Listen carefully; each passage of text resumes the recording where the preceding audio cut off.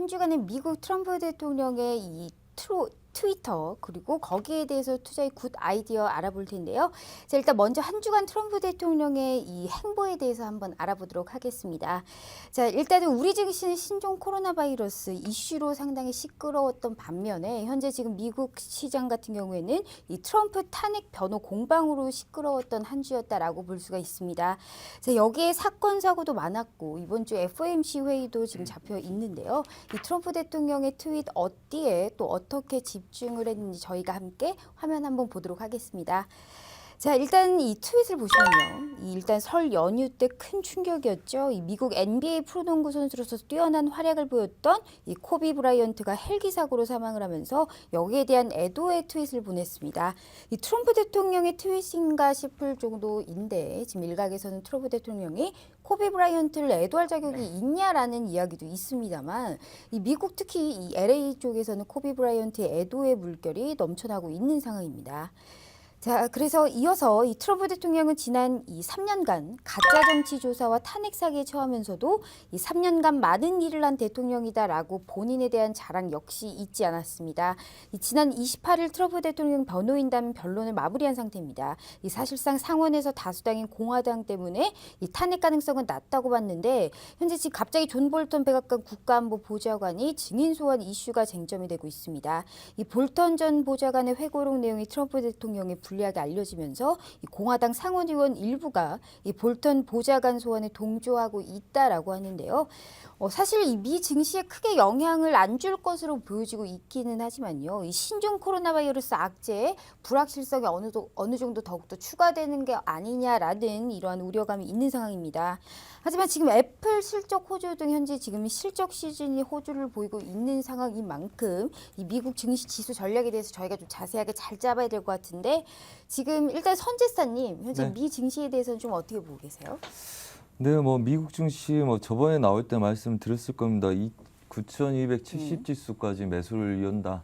그래서 사인 드릴 때는 9,300 저항을 맞고 드린다 이렇게 말씀드렸을 거예요. 그래서 제가 리딩할 때 우리는 9,270 지수까지를 매수를 열고 거기서부터 9,300 지수를 맞고 매도를 치기로 했다 이렇게 말씀드렸죠.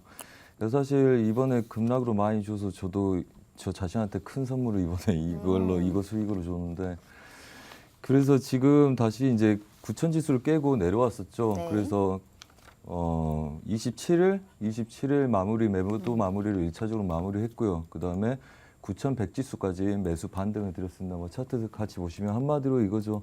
매수를 쭉 열고 매도를 치고 그다음에 다시 매수를 드렸습니다. 네. 그래서 9,200 지수를 맞고 이제 저희가 매도를 보자 했습니다. 이제 목표는 9,100 지수 위를 칠 거니까 9,100 지수까지 포지션을 끌고 가고 이제 매도 정리를 하고 그다음 무서우신 분들은 정확하게 9,188 지수까지 가능성이 있다. 하지만 그 구간보다는 우선 9,100을 넘어가면 얘네들은 출렁거리다가 다시 되돌림 가능성을 보기 때문에 9,150 지수 위부터는 여러분들이 계속적으로 저항 매도로 다시 돌리는 게 좋다 이렇게 보고 있습니다. 우선 단기적으로 아래 추세 지지력들을 강력하게 받친 그림들이기 때문에 제일 중요한 건 이거죠. 이제 이 포지션 자체가 전 고가를 뛰어넘느냐 아니면 이 신저가를 낮추느냐죠. 물론 저는 이제 낮추는 쪽에 배팅합니다. 그래서 제가 리딩할 때 시나리오가 매수에, 매도에, 반등에, 여기서 혼조세에 끌고 가는 거. 이걸 지금 우리가 예상을 정해서 하고 있는데 지금까지 딱딱 맞아 떨어지는데 항상 의심을 하면서 봐야 되겠죠. 그래서 반등은 매수 마무리를 이제 하시고요. 그래서 하루 이틀 또 보합 혼조세를 뛸 수 있기 때문에 이 구간부터는 다시 되돌림의 가능성을 보시라. 그래서 이번에 싸움들은 고가를 제고가를 넘기느냐. 그래서 제가 잘못 본다면 이제 채널을 만들어 가겠죠. 아래 지지력에서 신고가를 높이면서 만들어 갈 거고요. 제가 맞다면 얘네들은 지금 중심자리 부근에서 이제 더 이상 못 가고 혼조세를 뛰다가 보합에서 아래 하단부 9,000 지수를 다시 재차 시도해서 깨는 그림이 나올 거다.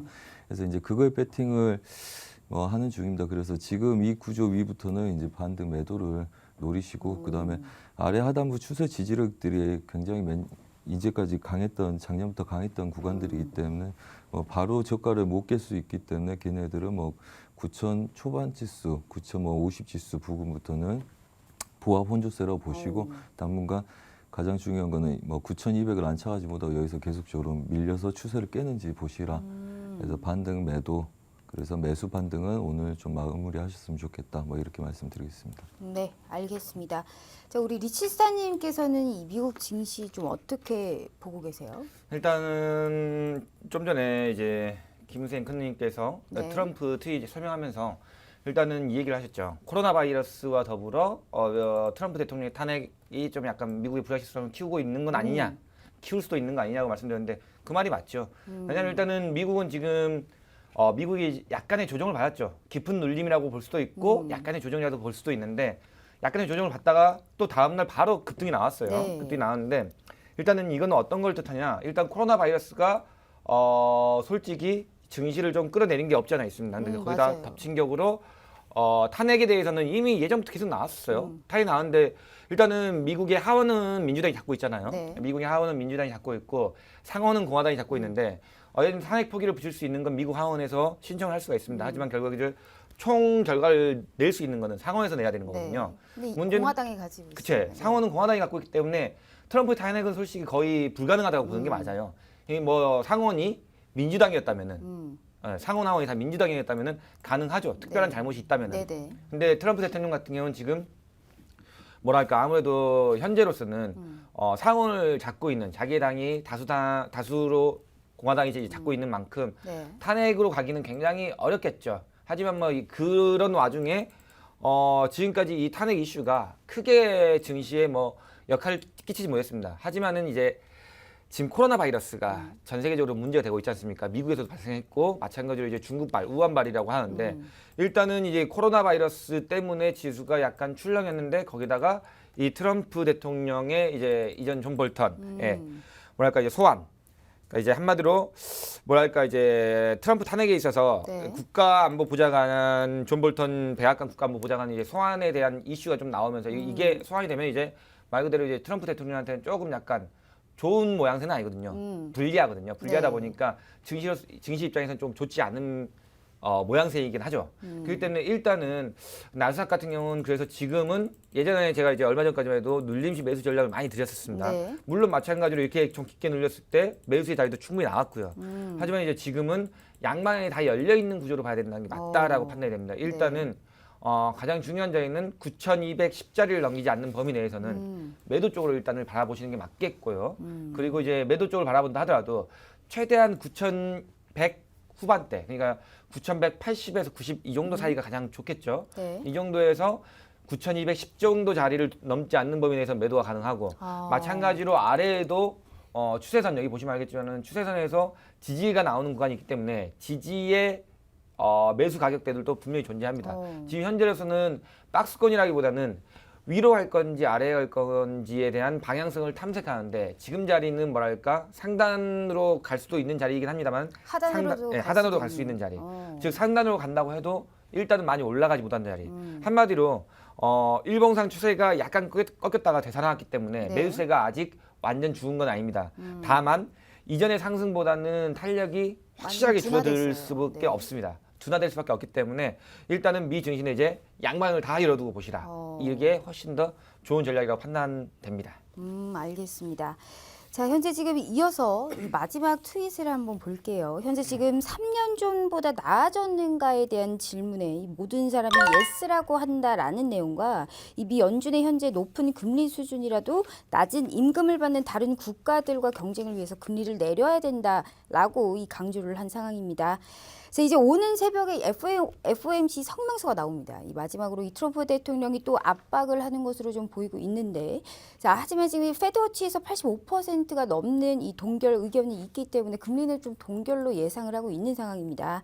그래서 지금 FOMC 전망하고 미국채 10년물 이 움직임에 대해서 좀 알아봐야 될 것 같은데, 이야기를 하면서 좀 안전자산 골드의 투자 전략까지 저희가 한번 얘기 나눠보도록 할게요. 우선 우리 선재스타님, 네. 여기 안전자산인 이 골드 그리고 네. 미국채 10년, FOMC 전망까지 이 말씀 부탁드리도록 할게요. 네, 시간 우선 뭐 네네. 골드 한번 보겠습니다. 그러면 차트 한번 보시죠. 자, 우선은 골드 매수 추세를 쭉 오랫동안 끌고 왔었죠. 끌고 오고 그다음에 뭐 1,613달러 매도에 그다음에 1,537달러 매수에 그다음에 뭐 1,586달러 이 구간들 매수 마무리를 지었습니다. 그리고 이제 어제 그림에 뭐 전반적으로 이런 그림이라고 우리가 예상하고 싸웠기 때문에 작년에 이렇게 매수 와서 그다음에 눌림에 추가 매수 일어나면 그다음에 혼조세다. 그래서 지금 혼조세 구간에 들고 있는 겁니다. 그래서 어제 이제 사인을 이렇게 드렸었죠. 저희가 어제 이제 이 시간부터 리딩을 했는데 그렇죠.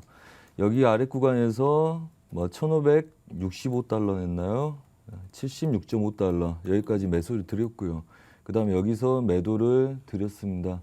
그리고 오늘 반등은 이제 1,570달러까지를 반등이 여심되고 그다음에 1,566달러부터 1,575달러 중심 보합을 오랫동안 뛰고 있죠 지금. 그래서 이 구간 보합 혼조세라고 보시면 되고요. 아까 말씀드렸다시피 큰 그림에서 이제 혼조세를 띄고 있는 애들이라서 이 구간도 혼조세가 여전합니다. 뭐 나스닥 같은 경우 크게 밀리고 뭐 좀 움직임이 있을지언정 지금 얘네들은 추가적인 그림들이 아직 안 보이기 때문에 이 구조에서 계속적으로 혼조세다. 그래서 뭐 우리가 목표하는 바에서 변곡이 일어나고 변곡 목표에서 다시 변곡이 또 일어나고 뭐 이러면 얘네들은 우리하고 같은 그림을 보고 있는 거거든요. 그래서 상단부, 하단부, 그 다음에 위에 중간 저항들 데일리 관점에서 계속적으로 맞아 떨어진 애들은 얘네들이 그 그림들 그대로 보고 있다고 생각하시면 되고 아래 추세 지지력들이 아직 있죠. 그 다음에 윗구간들 고가를 못 높이고 있고 그래서 우선은 혼조세에 대한 영역에 놓여 있다 이렇게 보시고 그 다음에 이제 중요한 건 이제 나스닥하고 같이 연동돼서 움직일 가능성을 좀 더 기대를 거는 게 좋겠죠. 그래서 네. 이제 나스닥에 대한 추세 뭐 무너짐에 대한 가능성을 좀 더 보시는 게 낫고 그거에 대한 가능성이 이제 요즘 좀 오차들이 약간들이 있기 때문에 골드 같은 경우가 추세 지지력대 지금 구간에서 지지력대 받아는 건 굉장히 좋죠. 오늘 사인은 뭐 이렇게 나갔습니다. 우선은 매도에 대한 목표를 1,560달러 지지력까지 보시라. 그리고 이 구간부터는 더 떨어진다고 뉴스에서 난리치더라도 우선 반등 노리는 거다. 그래서 네. 지금 반등 주고 있는 구간들인데 얘네들도 이 구간들 그냥 이 정도의 혼조세만 노리시라. 그래서 갭 무너진 구간까지의 반등 여력들 그다음에 아래 1,560달러 혼조세. 그래서 이 구간들 핵심 보합을 띄고 있는 중이기 때문에 여러분들 뭐 크게 뭐 변동성보다는 이 안에 수렴 구간에 보합 대응을 하시라 이렇게 말씀드릴게요. 네, 알겠습니다. 자, 우리 리치스타님. 네. 리치스타님은 이 골드는 매수, 그리고 이제 국내 선물 같은 매도. 경우에는 이제 매도, 오일도 매도. 매도. 딱 지금 맞아 떨어지고 있는 상황이에요. 세 개 다 마셨잖아요. 네, 맞습니다. 지금 저 골드에 대해서 좀 어떻게 보세요? 네. 골드는 제가 별다른 일이 없을 때까지 계속 매수. 딴 거 없어요. 네. 눌렸을 때마다 매수. 예. 지금도 말씀드렸지만은 1540대에서 또 내려오면 매수 쪽 전략 유효합니다. 골든 여기 보시면 알겠지만은 지금 저항 쪽이 한 군데 그리고 지지 쪽이 세 군데가 존재합니다. 일단 1534 라인 근처가 강한 지지력이 있는 자리고요. 그 자리가 무너진다 하더라도 1490자리가 또 강한 지지력. 마지막 제하단 지지력이 1449자리. 이때 여기 이 자리였죠. 한 11월 달 이때 골드가 1450에서 1480 사이 계속 왔다 갔다 했습니다. 이때 제가 그때 말씀드렸죠. 쫄지 말고 계속 매수로만 봐야 된다. 네. 매수로 올라가잖아요. 거기서 지금 뭐 1500트 이상 올라갔습니다. 그렇기 때문에 어쨌든 간에 골드는 무조건 매수 쪽으로만 보시는 게 제일 좋습니다. 골드는 매수 쪽으로 봐야 될 때 일단은 1540대 자리가 매수에 일단 지금 가까운 자리고요. 그 다음 거기가 1534자리가 무너지면은 그 다음 기다릴 자리는 1490자리를 기다리면 됩니다. 그렇기 때문에 골드는 계속적으로 매수의 뷰만 유지를 하되 뭐 트럼프 대통령이 연준을 또 압박하고 막 그랬지만은 어쨌든 금리는 인하하지 않습니다. 이제 지금은 동결합니다. 왜냐하면 점도표도 그렇고 페더워치도 그렇고 일단은 금리가 동결된다는 가정하에서 골드는 계속적으로 매수 쪽으로 바라봐야 되고요. 미 증시가 이렇게 강한 와중에도 골드가 강하다는 이유는 미 증시가 약할 때는 골드가 언제든지 튀어 올라갈 수 있다는 걸 반증하고 있는 거겠죠. 그렇기 때문에 일단은 무조건 골드는 하단에서 매수 쪽 대응을 하는 게 가장 좋다. 보시면 알겠지만은 골드가 이 추세선 한번 볼까요? 이 큰 틀의 추세선을 벗어나지 않는 범위 내에서 움직일 가능성이 굉장히 농후합니다. 그렇기 때문에 이 큰 틀의 추세선을 시청자분들도 저처럼 그려 놓으시고 이대로 좀 진행하면서 골드를 이 추세선에 최대한 붙여서 매수를 하시는 이 마디가에서 붙여서 매수를 하시는 전략을 계속 진행하는 게 좋을 것 같습니다. 네. 이렇게 보시면은 좀 좋은 수익을 내지 않을까 판단이 되네요. 네, 알겠습니다.